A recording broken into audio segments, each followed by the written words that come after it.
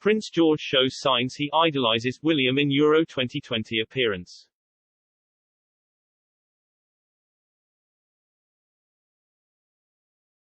Prince George showed he idolises Prince William during the Euro 2020 games this year, an expert has claimed.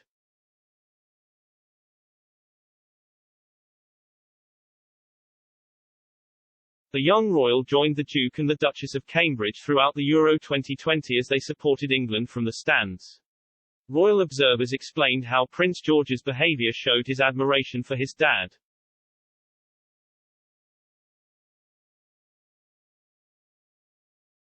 Body language expert Judy James pointed out that George would mirror William's gestures.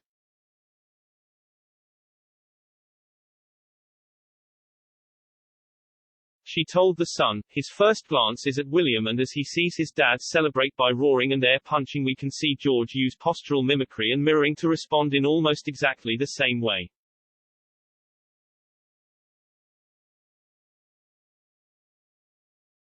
After hugging his dad to share the moment of intense celebration, George sets about producing his own personal ritual of joy, and the way he throws both arms up and out shows who he has learned them from.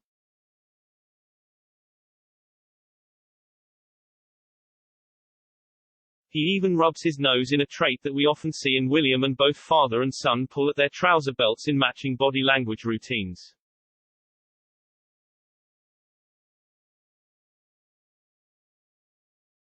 Royal author Duncan Larkham told the news outlet the Duke had a natural reaction to comfort his son when England lost the final to Italy.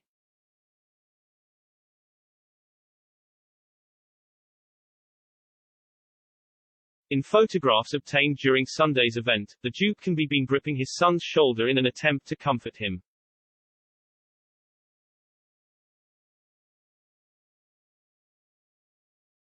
Mr. Larkham said, "It wasn't for the cameras, it wasn't to prove some public point, it was an instinctive reaction from a father who loves his son.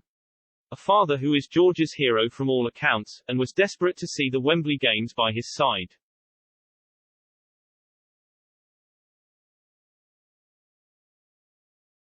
Ms. James explained that the two royals' close bond can be appreciated in the way the Duke bends so that his son is able to see his face when they talk.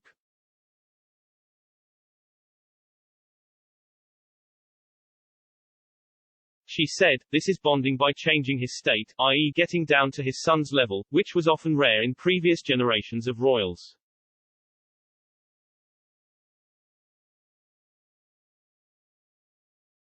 Royal children were often expected to act like small adults when they were out in public, and the adult royals used to treat them the same, rarely if ever bending to create a more direct form of communication.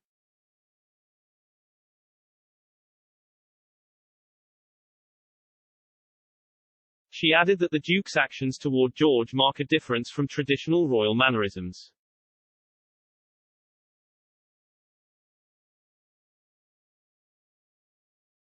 Ms. James said, "This meant the small royals often grew up surrounded by a sea of legs rather than the powerful facial expressions and subtle fluctuations in vocal tone that George will be getting from his dad."